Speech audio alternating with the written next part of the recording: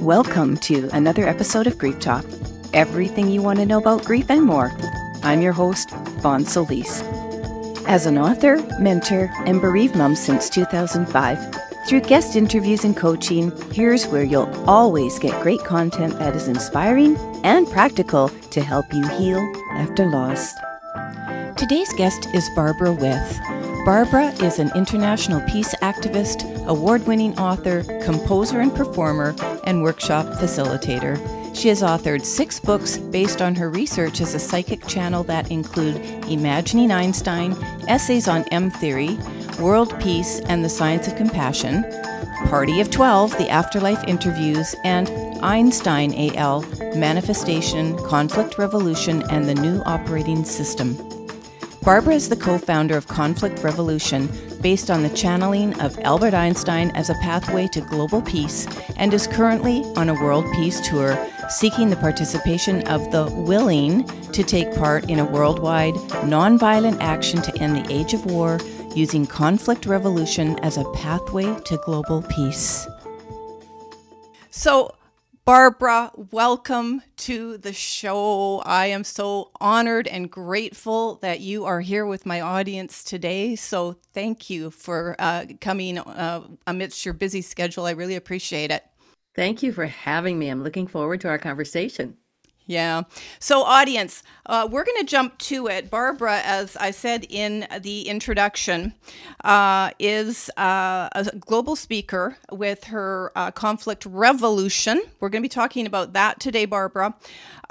You've been channeling Einstein for a number of years. And I know that you have some other podcast episodes on, I believe, your website, barbarawith.com, that can take people to various podcasts that you've guested on, where you do talk about your origins in channeling, all very interesting stuff, and your sorority sisters and all that. And so today I didn't want to really focus on that because time is valuable here. And your messages are so deep. So for you, audience, we are going to be chatting with Barbara, who is a channel of Einstein, possibly others. Barbara, do you still channel others? Well, when I started channeling Einstein, it was because of a book that I was doing called The Party of 12, The Afterlife Interviews. Yeah. So in that book, there were 12 famous dead people together, and Einstein was one of them. So yeah, the party has become sort of a moniker for this energy that's been growing since I began doing this. Right. In Afterlife, people die, they find their way to, who wouldn't want to hang out with Einstein, and exactly. So I'm going there. So. Right. And so this is fascinating. And I have heard you speak about your origins with this, connecting with yourself as a channel for Einstein. I want to say right up front, you have been embraced by the scientific community for many of those messages. Have you not? Like, you have spoken with within the scientific community, and they're not poo-pooing you and going, what? As a matter of fact, they're trying to figure out some of the theories and, I don't know, calculations a little bit, aren't they? That might be the wrong word, calculations, but, Well, what Einstein has always said is what's coming through me is a theoretical picture. Mm-hmm. He wants to appeal to people who aren't scientists. Yeah. Yes. And thank you. And I'm not a scientist. I mean, I'm a musician, so it's a kind of a scientist, but I don't do mathematics or physics. Right. And so when I brought this to people who knew anything about anything, the reaction in the beginning was really, really profound and supportive of what it was. I think it was last April when I was at the Science of Consciousness conference the University of Arizona Tucson puts on, and these were the astrophysicists and the neurobiologists and looking for 30 years for the nature of consciousness. And the people who embraced it the most there were the younger scientists. And I met so many young astrophysicists that were just like on fire with it. And kind of the older, really, really left brain who still are trying to develop their right brain. They were like, well, wait a minute.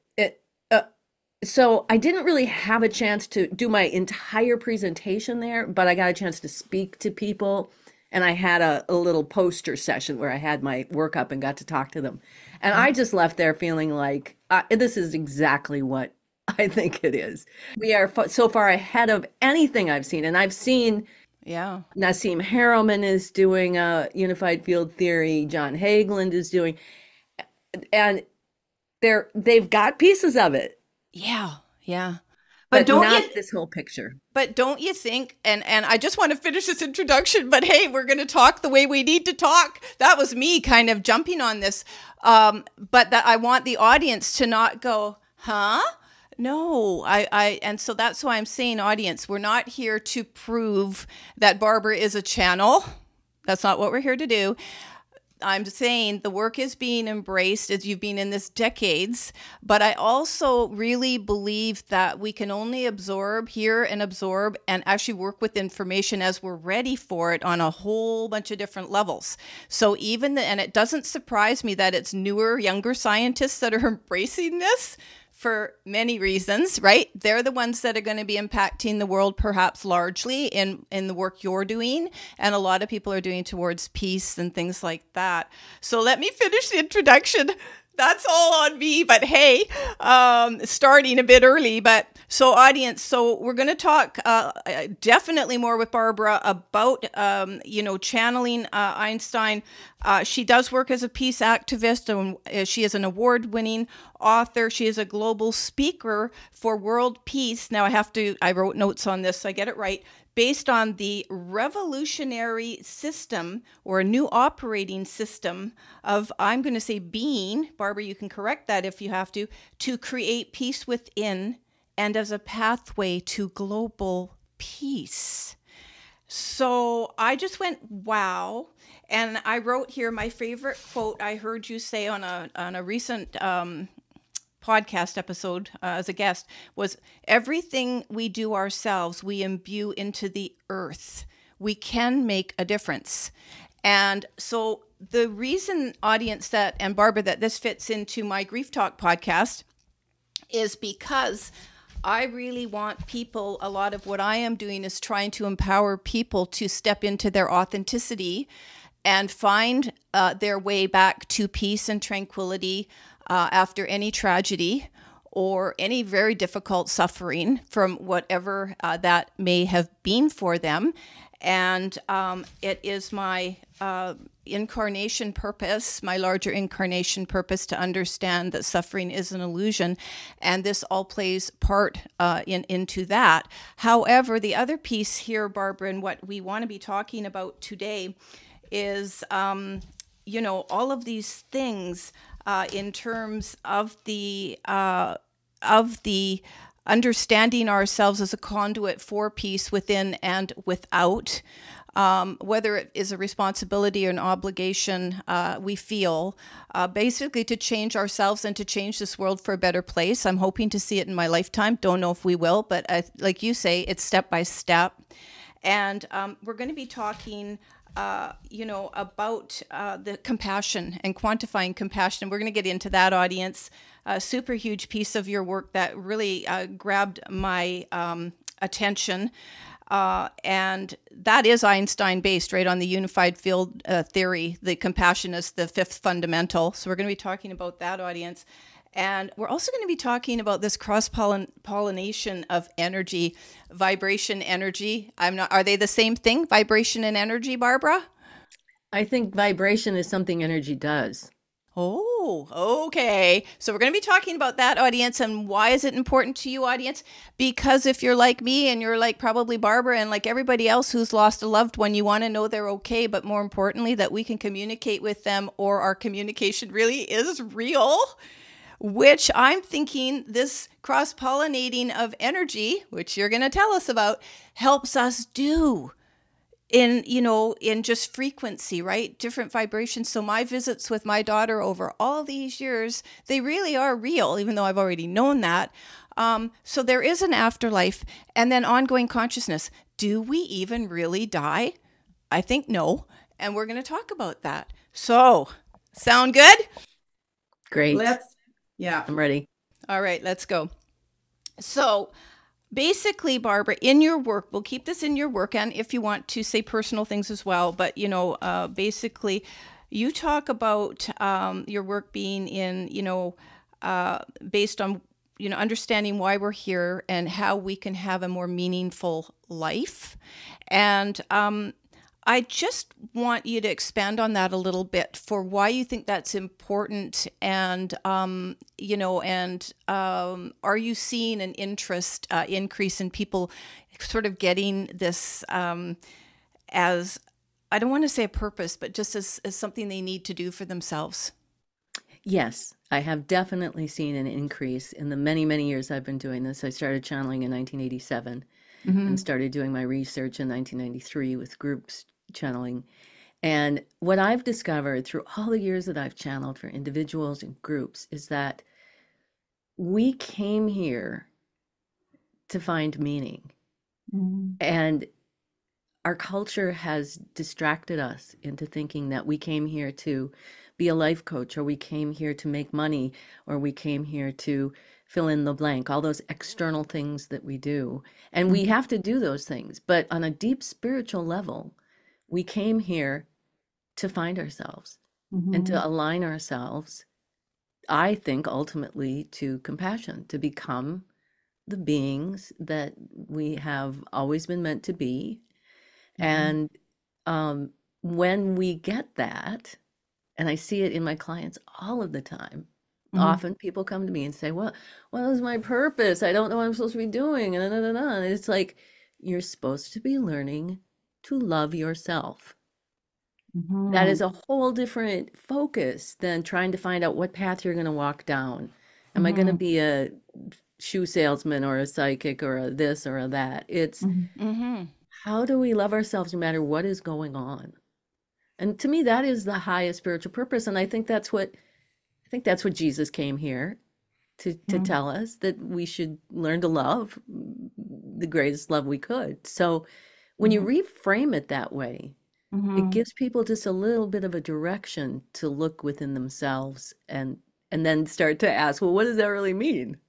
How do we really do that?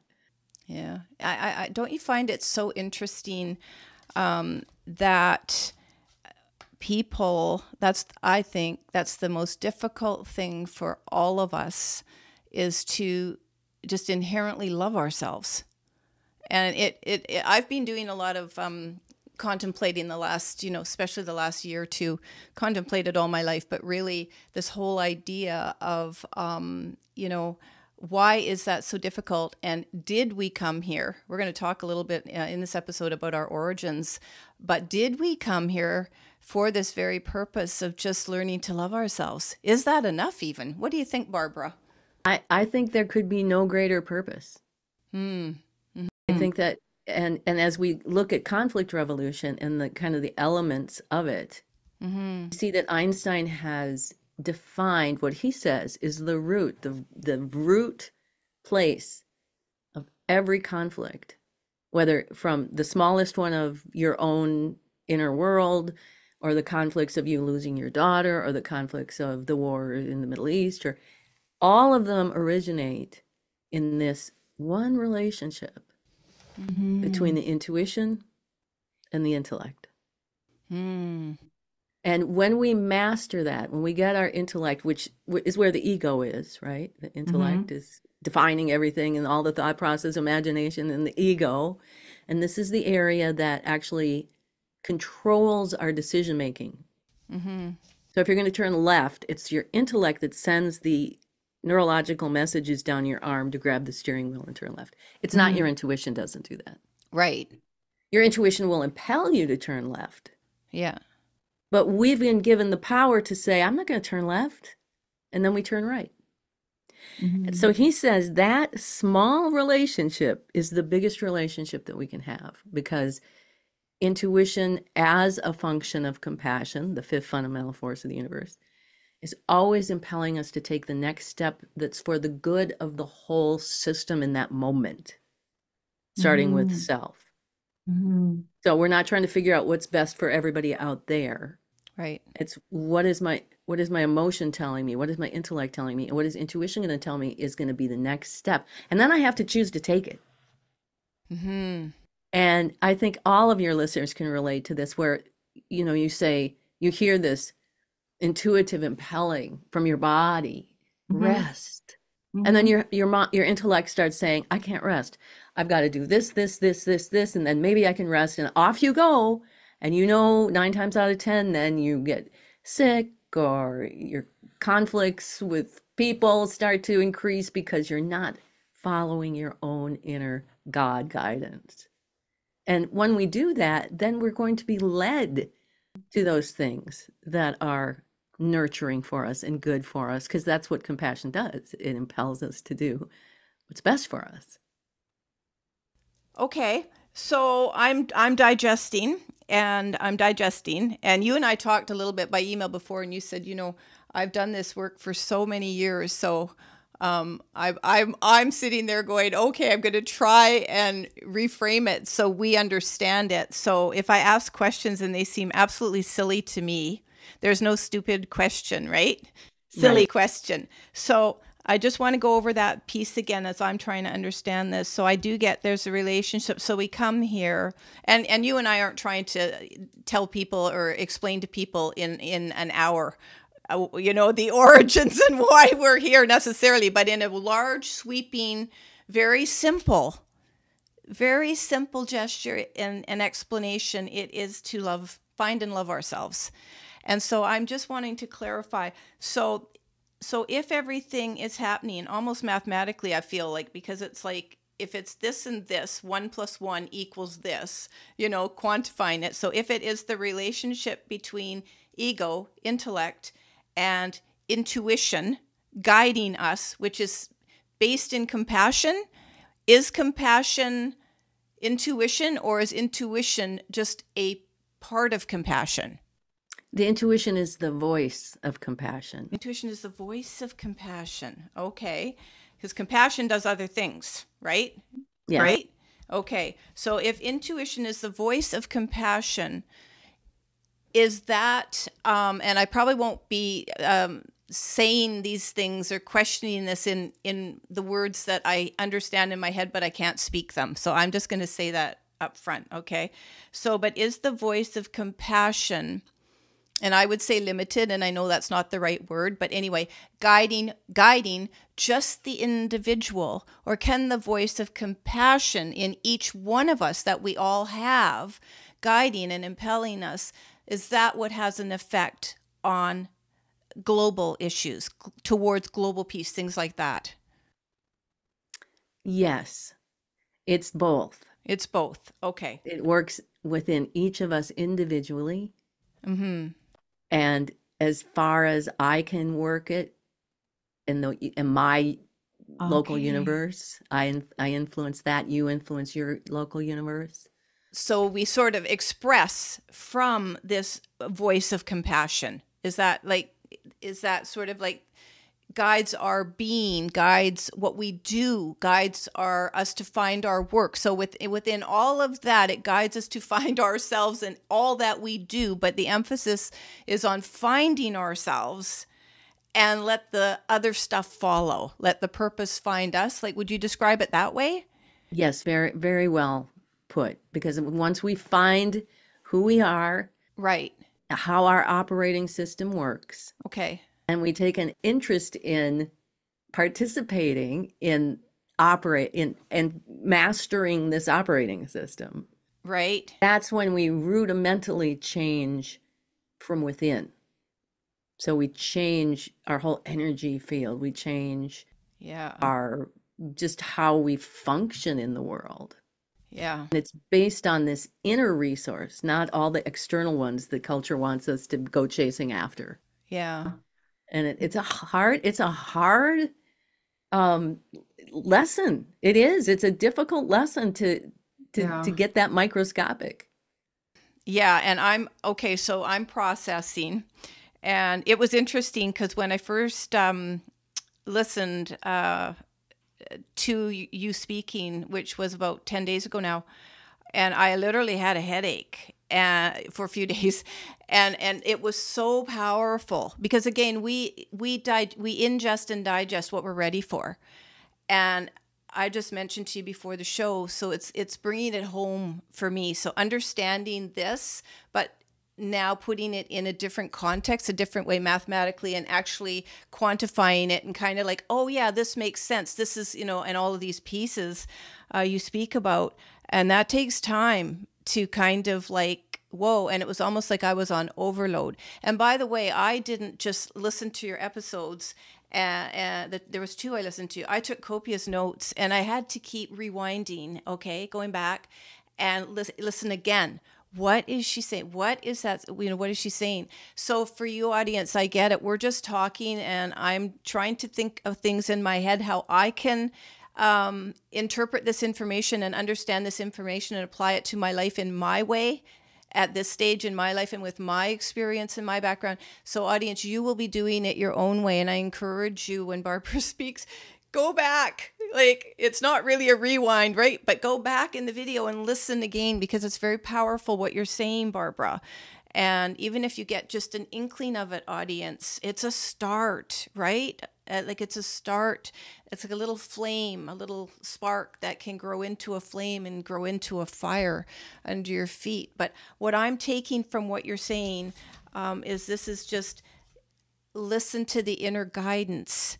Listen to, I love what you say, the intuition. Let it guide us, let it guide us. And then there's trust in all of those things that have to come into play, right? Dealing with those 5 physical senses when we are a willing participant. You still have to counter all of the 5 senses from which we, as you say, interpret the physical world as our reality, when in fact almost everything, wouldn't you say, happens in the non-physical? Well, the physical reality is only 10% of the entire operating system. Right.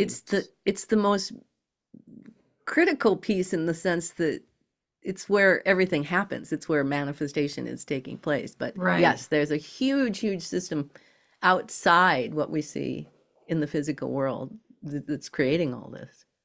Yeah, exactly. I'm saying, yeah, exactly. And that's just because I heard you say it before and I know it to be true in my heart.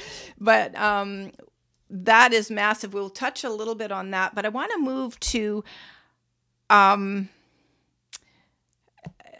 so if you have an individual, anyone that you comes in touch with your work, however they come in touch with the messages you're here to deliver, the work you're here to do, and towards change, towards peace, would you say inner and outer peace, achieving that individually and globally, is your absolute purpose for all of this work you're doing? I would say yes, and that's a big mouthful.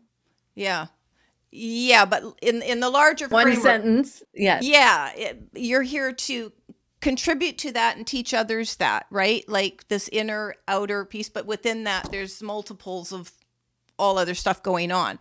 But if one were to say to you, or you were to say to yourself, which I have done recently, what are you really, really, really here for? So for me, it's really basically to understand that suffering is an illusion, but that's jam-packed with everything else. But this brings it home for me in terms of understanding the how we originated. I resonate with this very much, center of the earth, all that stuff. I resonate with that very much, but actually having a place to park it. So, having a place to sort of understand the quantifying of all this stuff, it makes sense to me. But as I told you before, I still can't speak the words. It's like learning a new language, right? My goodness sakes. So I would encourage the audience just to, certainly, look at more of Barbara's work on her websites, which we'll share. It is barbarawith.com. And then you have the other one, Barbara, I'm just Synergy Alliance LLC. And I'm giving an early start audience to these resources, because you're not going to listen to this information just once or 10 or even 100 times and go, yeah, I nailed it. I think this is something we have to learn to live with, like to live with this and understand it, and just have it digest, and whatever a person has to do. Is there anything you want to just add to that, Barbara? When people are hearing this sort of for the first time, or like I said, a newbie to it, and like myself, and kind of you intuitively know it's right. But do you just give yourself a lifetime just to sort of refine the information? And it's interesting, that question, because I'm preparing some content for I'm creating some membership levels so that people can support the work. And then I want to get into my archives, because I've got years and years and years of archives. Yeah. So I picked some work I did in 2014. Yeah. And I was editing the videos, and I laughed, because I was saying in 2014 that I often wonder, why do we, in the channeling, why do we repeat the same stuff? Like, it's not, this week, I mean, I can cover different topics. Of course. Really, it's this repetitive, and this was 10 years ago. Yeah. And the answer was, because what we're doing with this information is so revolutionary. Mm-hmm. And it's such a microcosmic work, intricate inner work. And we're changing the whole operating system. For thousands and thousands and thousands and thousands of years, people have had the fear-based operating system. Mm-hmm. So now we're trying to install the compassion-based operating system, which is where you listen to your intuition and your intellect does what it tells you. Yeah. And that is a mammoth worldwide revolution. And so I laughed as I was editing, because I thought, it's the same thing. I just said the thing the other day. It's like, okay, here we go again. And they find different beautiful ways to say it, but I never tire of hearing it, because as much as I've been steeped in it, you have a headache. I'm taking in that much information. Yeah. I have had to adapt and adopt to holding all of this information for all of these years. And now I can pretty much stand in front of a room without any notes and just explain to you how matters manifests and how consciousness becomes, the universe. Yeah. It's like this. And it's taken forever to do that. But I'll never stop studying it, because it never stops revealing more of the operating system and then inspiring me how to master it. Well, let's talk about the operating system. As I really hesitate to say high level, but I will say, just let's talk about the operating system, because we could be here for 8 hours and talk about the operating system, and we can't do that, obviously. So let's just talk about what we are moving from to a compassion-based operating system. That I can remember, compassion-based operating system. I can remember all that. So what are we currently functioning from? What is our system? So in the very, very, I'm going to just go to the basics. Yeah. We work with what we call these 3 human dimensions: intellect in your head, intuition in your heart, and emotion in your solar plexus. And those are the 3 dimensions that we train people how to understand the mastery over, and then their relationship to each other. And we do that using a witness. So we cultivate this part of us that can step outside in the morning and say, okay, now today I'm going to witness. I'm going to watch myself. I'm going to watch what am I thinking? Mm-hmm. What am I feeling? Mm-hmm. And what is intuition impelling me to do about any of it?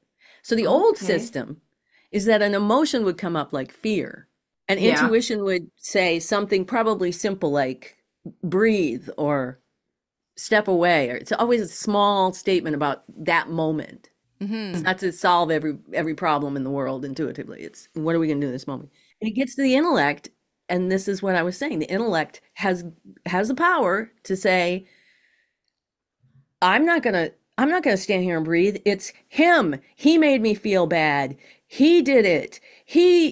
Now he's gotta pay, now I have to negotiate with him because my fear was triggered by him. And then you have to go into the negotiations with the drama, and you have to, talk respectfully, and all those things are good.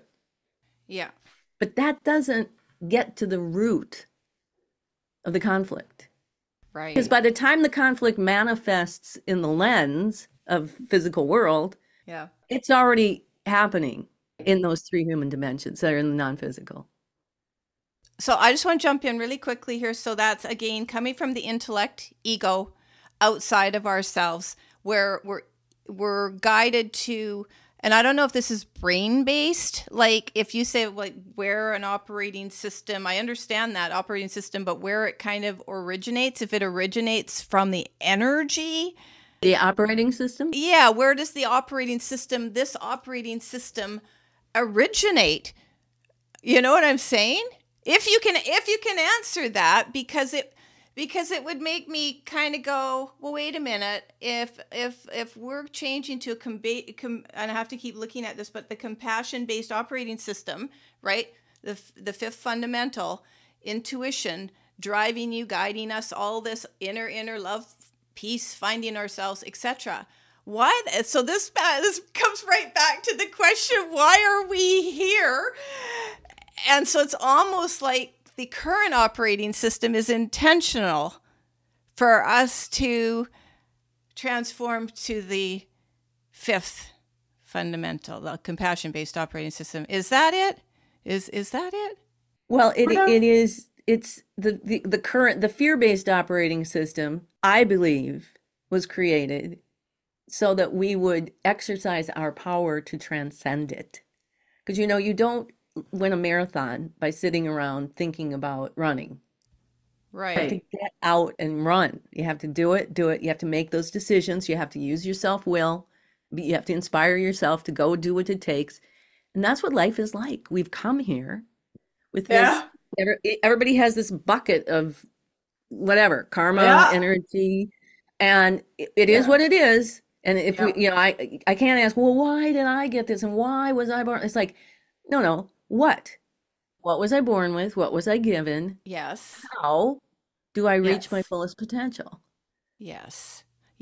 I think that's the purpose of the fear-based operating system. It's like the structure with which we're going to work to make that change. And such the important piece is our willingness to make the decision, to take the action, because no one can force us. No one can force us to change. We have to make that decision. And that's where the power lies, of course. But you were talking about the origination of the operating system. Okay, I'm going to tell you very briefly, and then you're going to have to listen back. Yeah. First of all, remember that at the root of everything is a mystery. Okay. So nobody really knows. It's a mystery. We accept that. It's a mystery. And that humbles us. Like, okay, but what do we think it is? So what Einstein says is compassion, as the fifth fundamental force, interacts with energy. Yeah. And that creates consciousness. Mm-hmm. And then consciousness interacts with what we call the math. The math. So the structure, the table has a math. It's this high, it's that wide, it's in this space time. So consciousness interacts with the math to eventually create the mass. Okay. The separation, the physical world. Yeah. Okay. I know. I know. I get it. Separation equals the physical world. I get it. I'm writing down. Audience, I'm writing down. I hope you are too.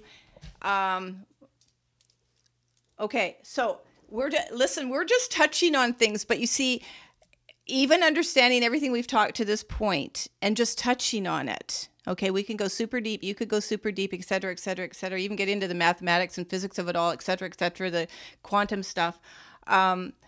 It's just to kind of, maybe awaken it in somebody. in whatever way they can be awakened. And you know what's so interesting is I'm coming across more and more articles from scientists that they're studying consciousness. And I just had an article come across my news feed early this morning, and the scientists were so excited because they've now got some kind of proof of consciousness. You're probably aware of this, but I didn't read the article at this moment because I've seen it a couple times earlier this year, and one not too long ago where scientists have found something to sort of, I'll just use the word quantify, dark matter. And so they're looking at these things and getting excited. And based on the way we still view ourselves and the world from the five senses, we need this type of work I would offer. I'm not a scientist, but to kind of prove to people, right? Because in our five senses framework, we have to see it to believe it, right? And that isn't the case. You know, when all of this stuff is happening way outside ourselves, right, Barbara? Well, and inside ourselves. Inside ourselves, but we can't see inside ourselves. So if I say to you, what is inside of us, Barbara? What do you mean when you say inside of us? How are you going to answer that question? Consciousness? Like what? Heart? There's inside. Mm-hmm. And then there's outside, right? Mm-hmm. Easy to understand. Inside of us is the non-physical. Exactly. Outside of us is the physical. Right.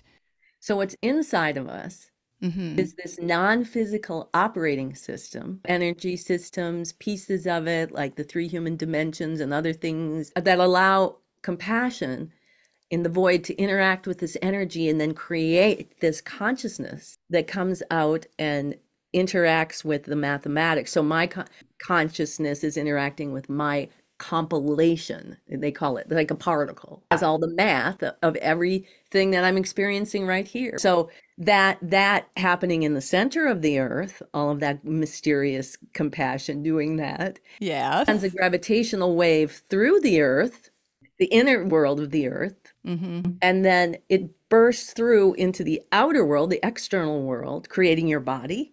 And you're in what we call the lens. So now we're in the lens of the physical world, and we'll be able to see the separation. So it started in my compilation as mathematics that, there was the chair and the light, and they all had that. This incredible process of moving up this gravitational wave as everything starts to separate and get ready to be perceived, where we then, in our bodies, we project it, right? Yeah.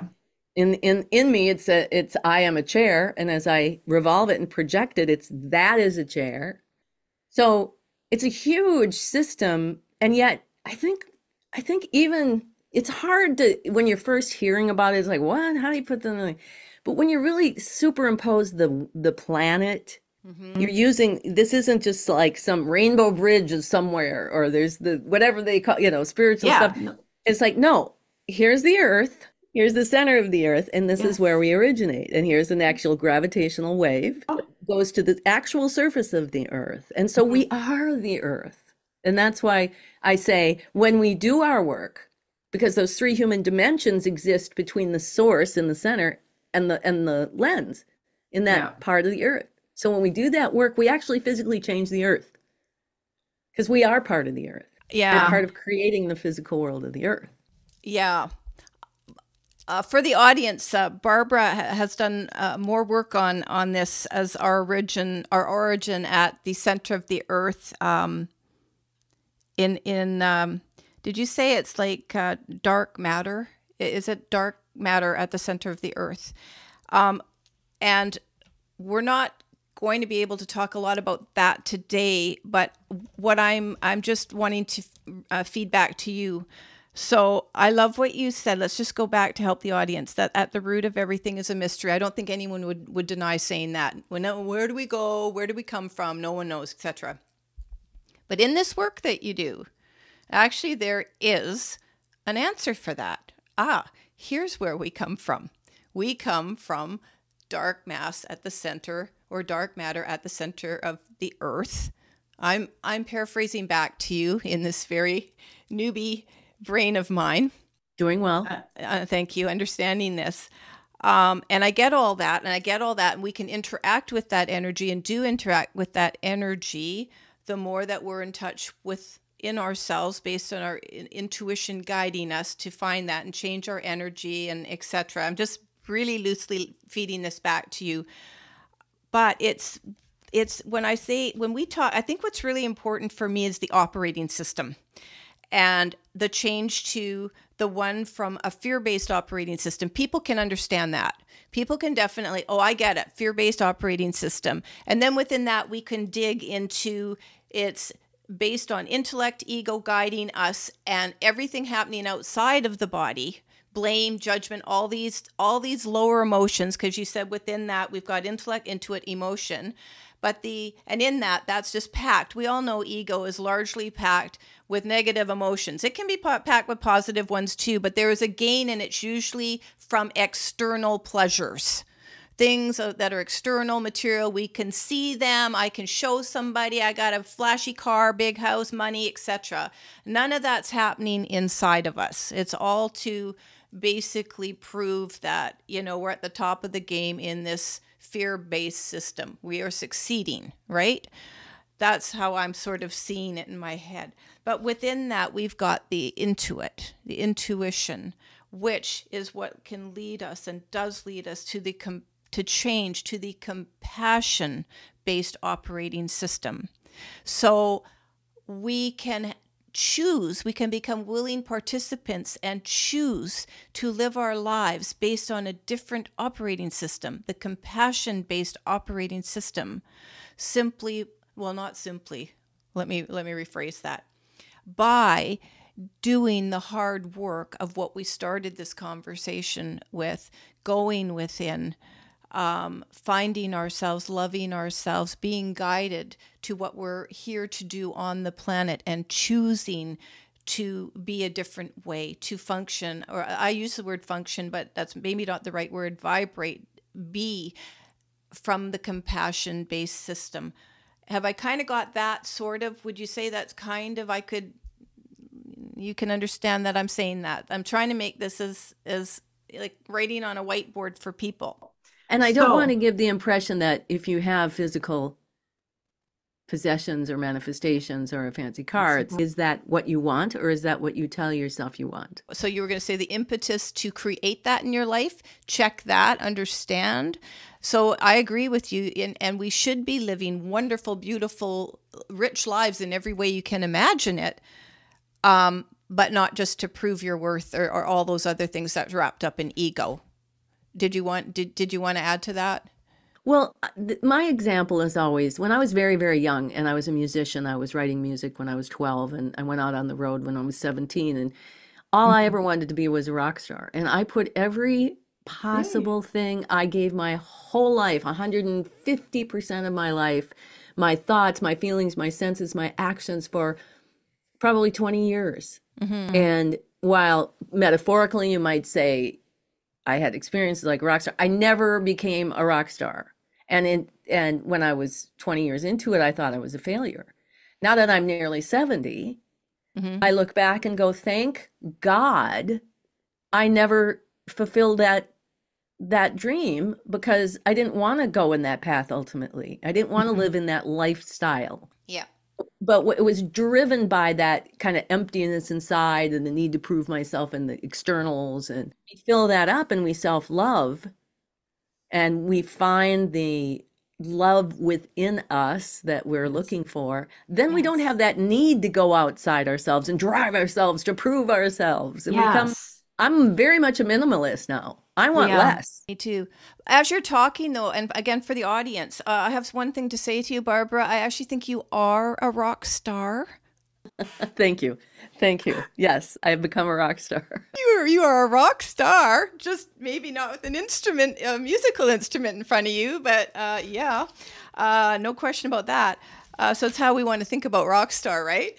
But the other thing I wanted to say about this this fear-based operating system that we are here. So if I go right back to what you basically said a little bit earlier, And when you said, we came here to find meaning, there's no greater purpose. Okay, so tie this in. So we come here to find purpose, audience. No greater purpose than to find meaning, I should say.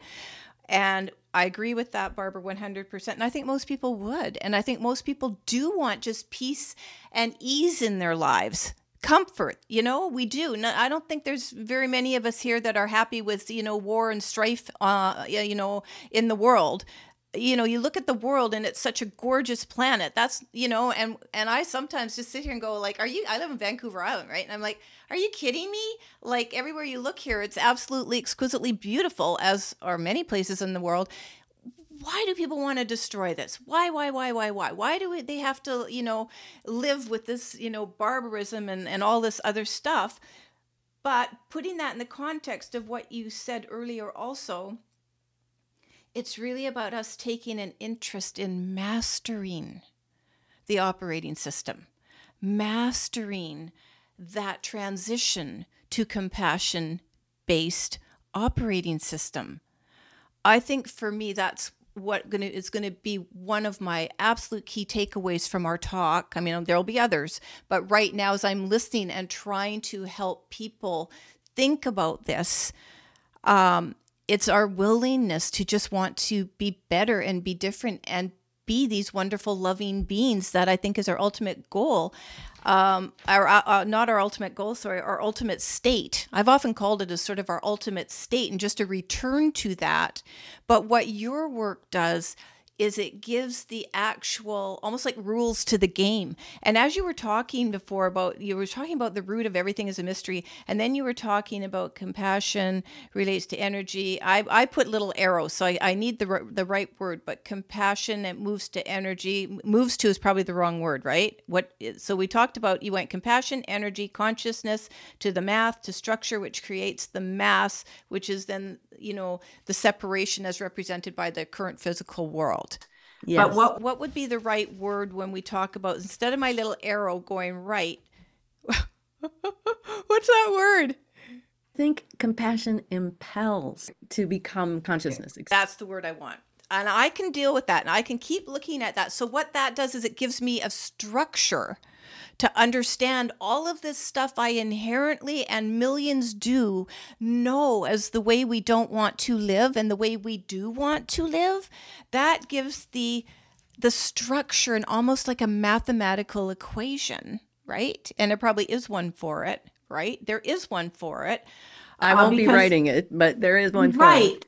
So that's how, to the point that we've talked in this episode, we can quantify compassion as the operating system as one from ego to compassion, where you can have everything you deserve and already are at our core, center of the earth core. And it's just up to us whether we want to be willing enough to participate in transforming that. And as you were talking a little bit, and when it started about, well, at the root of everything is a mystery, I had this little chuckle to myself because I thought the whole thing is a game. Like, it's like a game. Life is like this game. And if you succeed and get to, what is it? Boardwalk or whatever, you win the prize. And that prize being your life, your life on your own terms. Yeah. And nothing has to be a disappointment, because we're following the guidance from the intuition. That's how I'm processing in my brain, Barbara, and, sort of saying it back to you in a way that I'm hoping somebody else, audience, can also resonate with and go, oh, okay, so it's complicated, but not really that complicated, because we don't have to go and sit there and figure out the formulas. Well, as one of my scientist friends said, people don't have to describe to you how the lawnmower works to cut the grass. They just have to know how to start the lawnmower. Cut the grass. Yeah. And yeah. I have two different ways of approaching this. One is for the amateur physicists who love to hear all the unified field theory and how it works and how, me explaining how matter is manifest. And then I have the really simple, down and clean, I was going to say dirty, but just simple process of conflict resolution. Just really, really simple. It's hard to do because we have been raised, I think probably anybody who is listening to this, no matter how old you are, we've grown up in a society of propaganda. Propaganda that has taught us that making money is the first thing that we have to learn how to do. And granted, yes, we have to know how to sustain ourselves. But really, the first thing we should be doing is figuring out who we are and what kind of world do we want to create for ourselves? What kind of world do we want to go into? High finance? Do we want to go into horse training? Do we want to be a psychic? Do we want to be a Wall Street, all of that stuff. Mm-hmm. When you take out the intellect that's telling us, driving us, here you have to, external things will fulfill you. Money's going to be your source of safety, all of this, and go back to the inner world of who we are, what we need, what are our special needs. I have special needs. And they're not special needs any different than your special needs. You have your special needs for what you've been through. What are they? Do you even know what your needs are? And those simple questions that people can ask, like, what do I need? What do you need spiritually? What do you need physically? What do you need emotionally? What do you need intellectually? Some people need great intellectual stimulation. Other people need to step back. We need to know ourselves. Yeah. And as you're talking, I was sitting here thinking two things. One, our needs obviously can change and do change. So it's to be aware of this at all times. Very, very intuitive to our inner being, our inner state. I just kind of use that word right now. Second of all, you can change the rules of the game. That's what kind of came to me. I can change the rules of the game because following up on what you were saying, and this conversation is going a little bit different than I thought it was going to go, because I thought we were going to stay way more on all of this other stuff, quantifying stuff. But we're saying what we need to say in a way that needs to be said for those to hear it and digest it in the way that they need to. And that includes myself, okay, by the way. But I'm just want to reiterate the focus in this conversation today, Barbara, is on compassion. People switching to an understanding of all that we've just talked about and that I won't repeat. But a couple of things that's so interesting, and I'll ask you about them just for your sort of opinion, or if you have any information or any messages you've channeled on this. A couple years ago, 2-3 maybe years ago, from a psychiatry community who works in trauma, they were talking about compassion, and that from at least the human brain, we're not really fully equipped. Okay, this is what I want to say to you. The brain is not fully equipped to express compassion in the way that we could fully experience it. So I remember that, and because at the same time, a lot of the work in psychiatry at that time, and maybe today too, is turning more to compassion-based therapy. Interesting, hey? So, but when we talk in human terms about compassion, we're talking about being kind or being more empathetic, generally more empathetic, and putting yourself in the shoes of somebody else, just kind, right? Empathy, kind. There might be another one or two, but that's what they were, sort of looking at. But they were talking about with the reptilian brain being still just not developed enough, that where compassion lies in the brain, it wouldn't allow us to fully experience it.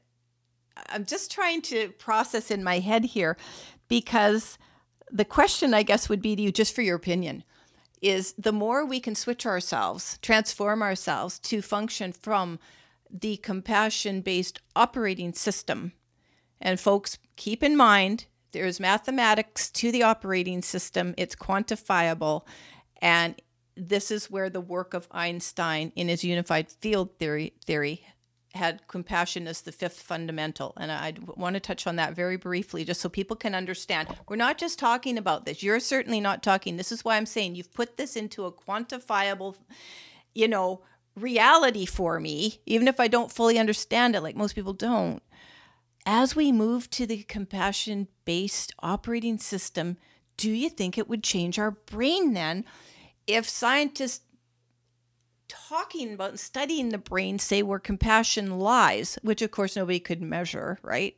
It doesn't allow us yet to fully function as compassionate beings. Well, I think there's some truth to that statement that the I will call it the intellect as opposed to the brain. Okay. Compassion originates in the brain. It originates in the center of the planet. In consciousness? Yes. Consciousness? Yeah.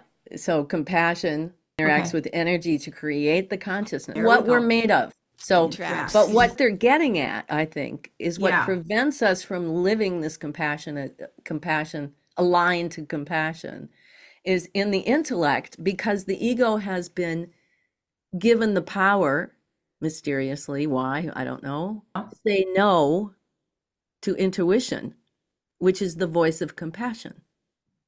Let me rephrase that. Okay. Ego has been given the power to say no to compassion? Okay. Making the game harder. Yes. But that's why when we master it, the scientists are going, well, maybe it's an evolutionary thing that's not, 200 years down the pike, the brain will have evolved enough to receive compassion. No, when we do this work, we're evolving our brains. Yeah. We're aligning our brains to compassion in the form of intuition. Yeah. Creating a whole new way to operate. So the key for me is understanding compassion does not lie in the brain. Got nothing to do with my brain.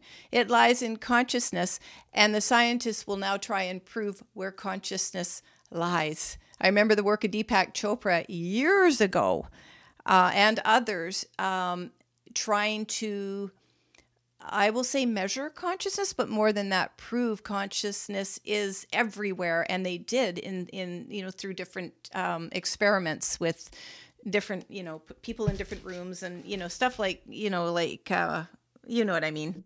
Yeah, I do, but I'm not a scientist either. No.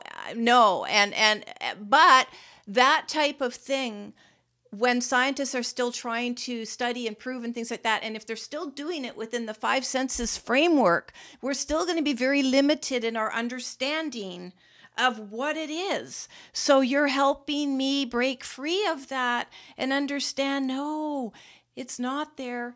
The consciousness is simply that whole thing at the center of the earth, the waves. So should we think of consciousness as energy, waves, vibration? Are they all the same thing? Well, it's all part of it. It's all part of the having this human experience. Right. That there I just did a channel, in fact, that said everything vibrates. All the objects in the world vibrate. They're being sung to life by compassion. But it's what frequency, like this glass has a different frequency than this microphone, and we tune in to that frequency of glass.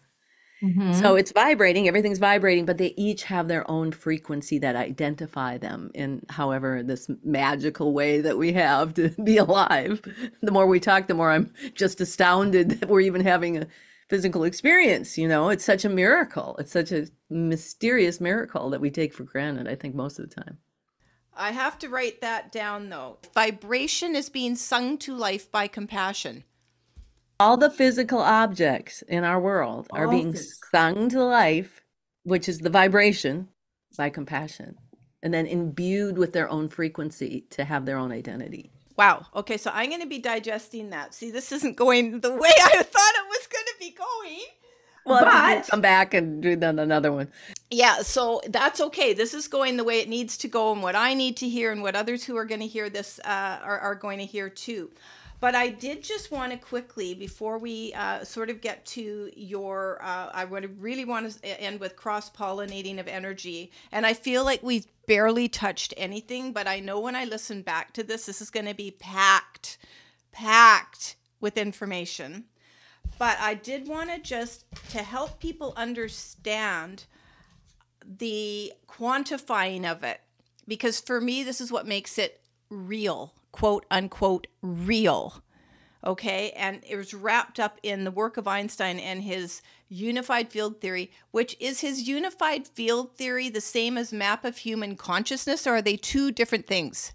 The map of human consciousness is in the unified field theory, and he In the brings it unified. out because you can't have a relationship to the physical world without being human. Okay, so everything you've just talked about this episode, I want to wrap it up to finish this piece of it in the four fundamental forces. That my understanding of it, compassion is the fifth and is responsible for all of creation. And I think you've made that pretty clear. We now unraveled that in the episode for me, how that happens, how it actually impels, you were saying, the creation of the physical world based on utilizing the three influences. And those three influences, if you want to talk about them, because I had them in my phone, but for my audience, so everything you've talked about is making sense. And then you say, okay, well, how do you know that's true? How do you know that's real? Because Einstein's theory showed we could quantify compassion as the fifth fundamental force. Have I got that part right? Yes. And compassion impels all creation by utilizing these three influences, which is, you say, impels energy to step out of the nothing into everything. That surrounds all mathematics taking place, operating like a black hole in the center of the earth. So again, I think we talked about that a little bit earlier, about the origin of us and how you explained it, which I'm going to have to go back and listen to many times. But then the other two influences, aligning us to our true north.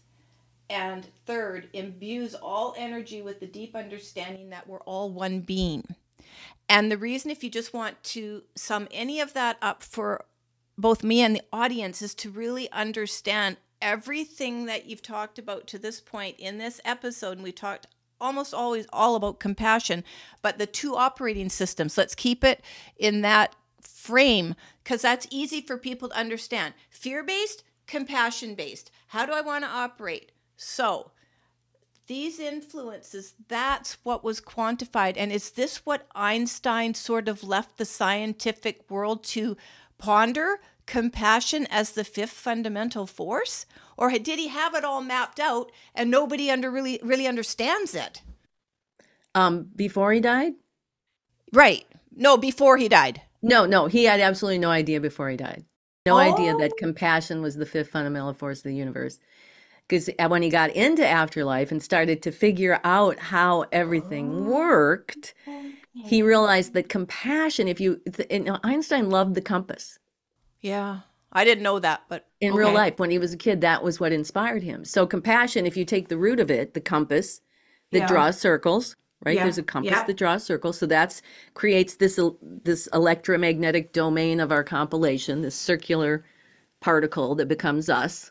That's what compassion does. It creates this circle. Then it'll, like a compass that aligns us to true north. It aligns that circle with the true north of the earth. Yes. So because we're in the center of the planet now. So we're all on the same map. We all have the same latitude, longitude, all that time, space. Yes. And the third thing of it, imbuing us with this intrinsic knowledge that we're really just one force, is what gives compassion the impetus as the voice of intuition to tell us the next step for the good of the whole, because we intrinsically know underneath our intellect all of this, and then it gets into the intellect, and this is where all the trouble starts. Right. Until it doesn't, because we understand. Right. So my question, master. So the more we master this of transforming to the compassion-based operating system, do we feed that energy back to the center of the earth? I know you said we can work in that center of the earth, and ultimately, does it just change that energy? Well, certainly within us and all those presumably we touch, but also is it shifting the energy in the center of the earth, the more of us that do this? Absolutely. Because when that gravitational wave leaves the center of the planet, makes its way up and creates the lens, it keeps going. We have our body in the lens, which, by the way, he says the interface between the non-physical and the physical is the hippocampus. Okay. That's the link to the physical and non-physical is the hippocampus. Yeah. Okay.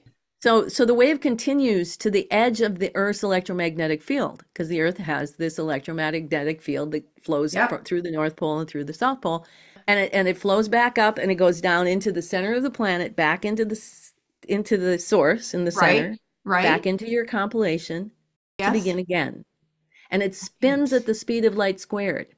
Right. So it's like a movie projector.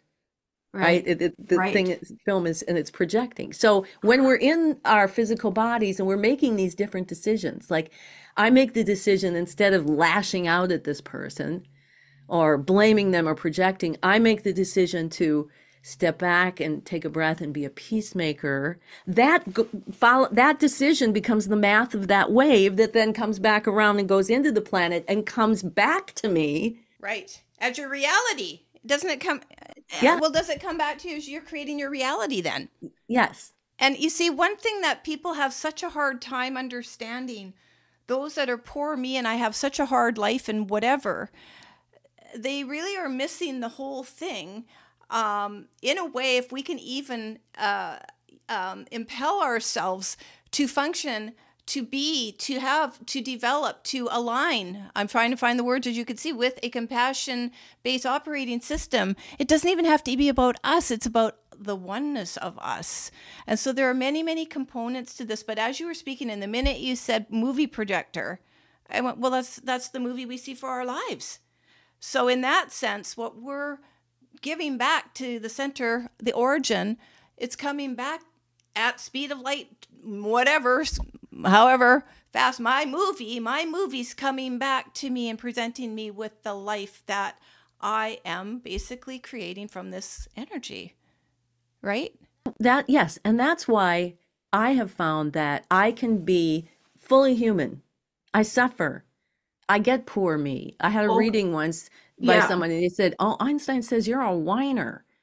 Yeah, I'm a whiner. It's hard sometimes. I cry sometimes. I feel hopeless sometimes. But in the bigger picture, when I have a gratitude that this is part of this bigger journey that I am on, that I have been given, that I'm creating to master this, and this is just one more step, like you're training for a marathon, and sometimes at mile 19, at month 4, you hurt like heck, but are you going to stop and whine and cry and not go on? You can. Sure. Or are you going to stop and whine and cry and then get up the next day and go on to continue on your mastery of whatever it is you're doing? You can do both. You can love every part. Yeah. Even the most unlovable parts you can have compassion for. Yeah. You know what? We give ourselves permission, but at our core, once we've started this transformation, Barbara, even though I started mine years and years ago in the early 80s, you can't turn back on it. You just can't. You can't. Once you've got knowledge, you can't. And now it'll be so interesting to see what the heck happens to me with tying it all together like this. And I don't know. I'm like, God forbid there's more pieces. I'm actually doing acupuncture, which has taken me to this dimension. Physically and spiritually on the table. And I come away like very, very impacted by it. And now I know where I'm going. So I want to, we're at the top of the hour, and I don't want to let you go, but I know I have to. And you have made this so interesting and clear for me.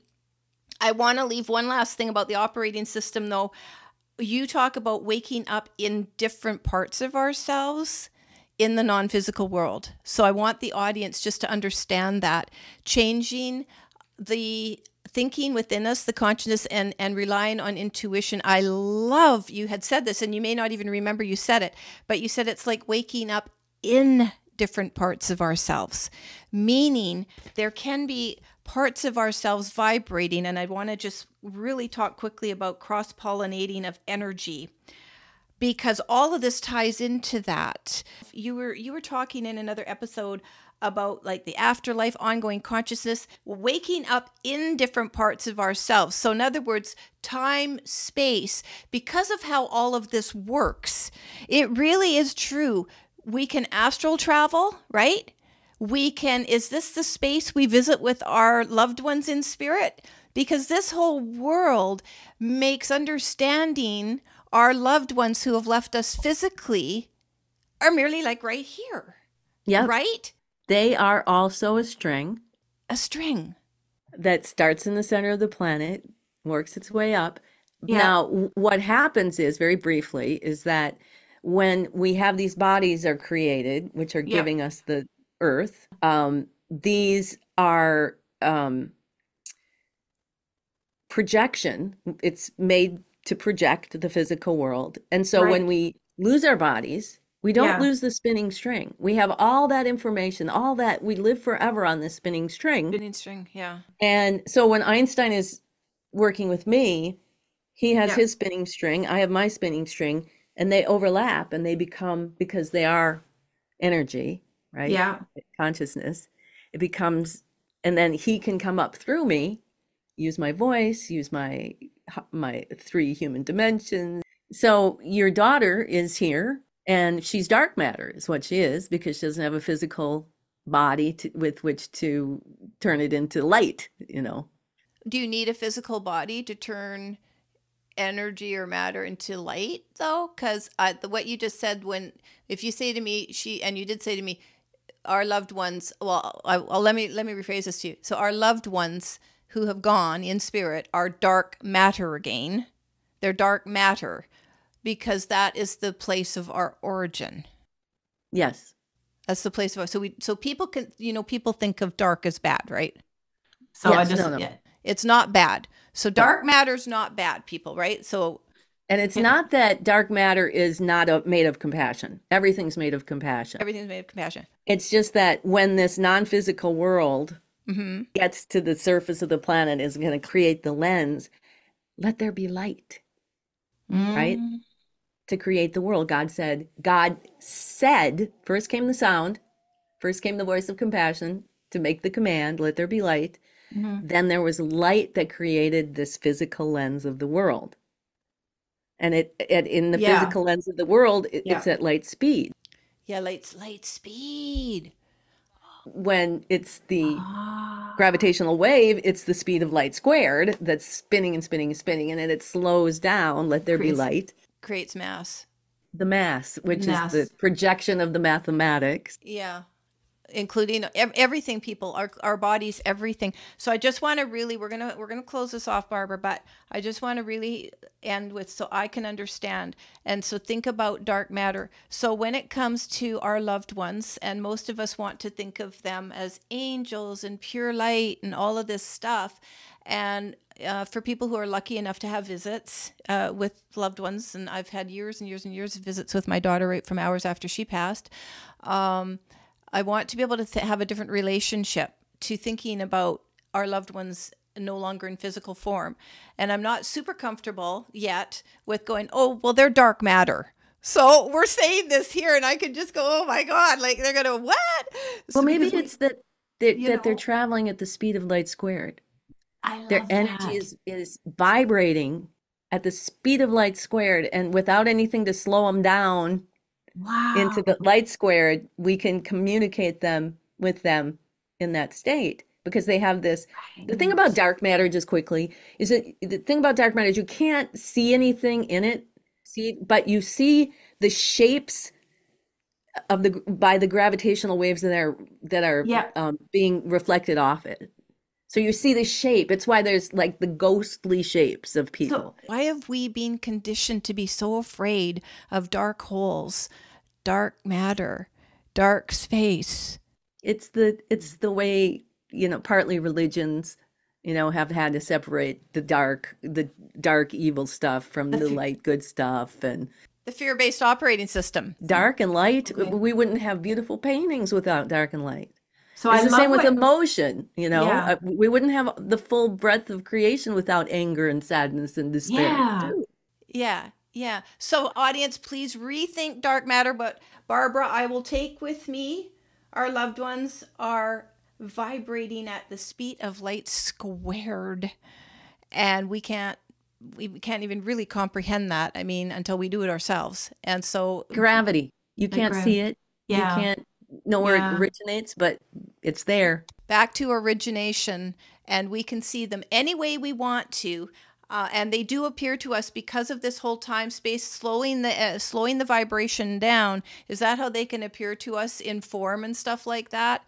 When we meet each other, and so when people have sort of dream visit, astral visit, we can now understand that as the vibration of consciousness from both of us, living, physical and non-physical, coming and meeting at a point. If your daughter is sharing your gravitational wave, Oh, it's coming up into you, oh, and she's planting that information that you're then projecting out, whether you see it as her form. You know, I see it in very different ways, you know, when I talk to Yeah. people who've passed on. Yeah. But it all comes up, and then we project it out however it's being expressed. So she's Interesting. slowing down a bit through your body. yeah. Yeah, well, I've been an angel channel since 2006, so working with this anyway, and not really fully understanding, but I would think the angelic realm was sort of the same idea, right? Just anything we channel, just the same idea. Your parties, party of 12, and probably counting, probably more. There was quite a few more now. Listen, Barbara, this has been absolutely amazing, amazing, amazing, and the time has just flown by, and I know we can't keep going. But I know that I asked for your key takeaway, and do you have a key takeaway that you want to leave people? I know you talk about doing the inner work, and self-mastery is essential for world peace. Do you want to just elaborate a little bit on that, or leave people with anything else? When you get up in the morning, if you really want to do this work, if you really want to learn about yourself, start this way. Set your intention after your prayer of gratitude. Thank you for another day of life, whatever. Yeah. Yeah. Set your intention that you're going to cultivate for yourself a witness of yourself. And that you're going to go about the day, and as much as you can draw attention to this intention that you're going to watch yourself throughout the day. Mhm. What are you thinking? What are you Yeah. feeling? What is intuition telling you in any moment? So you're in line at the supermarket, and somebody in the express line has way too many articles, and you start making the puffing sounds with your mouth, you know. Stop, witness yourself, and separate those things. What are you thinking? You're thinking this woman is inconsiderate, blah, blah, blah. What are you feeling? I'm feeling anger. What would intuition tell you to do in this moment? Mm-hmm. And you will see where all the conflicts arise, because your intellect will say, well, nothing, I know everything. And I would, blah, blah, blah. You should witness to master that and say, listen, mind, slow down a bit, quiet yourself down, take a breath. Yeah. What should I do? Be kind. Mm-hmm. Can you be kind when you have anger in you? This is the whole work of conflict revolution that we do. So I'll leave you with that. Yeah. I was going to turn to your resources absolutely next. So we've already mentioned the websites, but I'll mention them again: synergyalliance.llc and barbarawith.com. Through your conflict revolution work you're doing, do you want to just explain how people can work with you, Barbara, or attend one of your speaking events? Well, you can go to barbarawith.com and find all of my offerings there. Right now, I'm doing a meditation study group on Wednesdays, but I'm going to be offering some how to channel courses, and also some little bit longer term conflict revolution study groups. When we get into next year, I've got kind of this whole shift going in this construction of my own processes or structures and how I do things. But and you can always hire me for a reading. And if anybody who's listening wants to reach out to me and say, I heard you on Von's podcast, I will give them the cost of a half-hour reading, and then they'll go for an hour. Oh, very nice. Very nice. And then I do one-on-one coaching with conflict revolution. Yeah. Yeah, there's a lot of stuff. And I have a lot of free stuff that you can learn on your own. Yeah. Are you doing like with I didn't want to skip over conflict revolution because it's very important, but a lot of what we talked about today is conflict revolution. It was was it born from your channeling Einstein? It was actually born from channeling the angels with the psychic sorority, and they gave us the process to work on conflicts, and then we had conflicts amongst us. Oh, yeah. I remember reading, so you had to sort of go through it. And so through conflict revolution, do you actually have speaking events around the world on it, or is conflict revolution, they sign up, can take study with you with privately in courses, or how do people participate in that part of your work?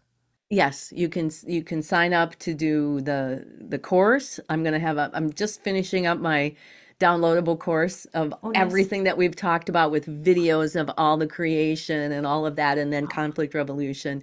And I'm working also on a much simpler one, just sort of the down and clean version of it that you can download. And so this is all in the works right now. And then when I leave on my world tour, it's spontaneously, I've got some speaking engagements at in Duluth and in Minneapolis, and then as I head out, I have invitations that'll start forming up, and those will all be Yeah. on my website. And if you want to bring me to Yeah. you, I can channel Einstein, I can do conflict revolution. Well, that's awesome. So you offer so much. I am totally in respect of the energy that you give to all of your work, Barbara. And I just really respect that. And I'm so grateful that our paths have crossed. And I'll be digesting this, like I say, forever. And I'll also check out your website to see if there's anything there that I'm interested in. So audience, I hope that you've enjoyed this conversation with Barbara. I know I have. And Barbara, just thank you again for sharing and putting things into sort of, I don't want to say concrete, but more structured terms for certainly me to understand. And I'm sure this is going to help a lot of people understand that too. The root of it is just be compassionate people. And, this episode has taught you really the steps to, I think, really do it, quantifying it and actually being able to do it and call that witness for yourself. I love that. And I will remember that too. I mean, I don't live in conflict very much anymore. But this is still another way for someone starting to, as you say, cultivate a witness and, well, what's going on here? And, because you don't need to be in fear about anything when you come from a place of love and kindness for yourself and others. That's what I want to end with, right? Yes, thank you so much for having me, Vaughn. Amazing. Thanks, Barbara.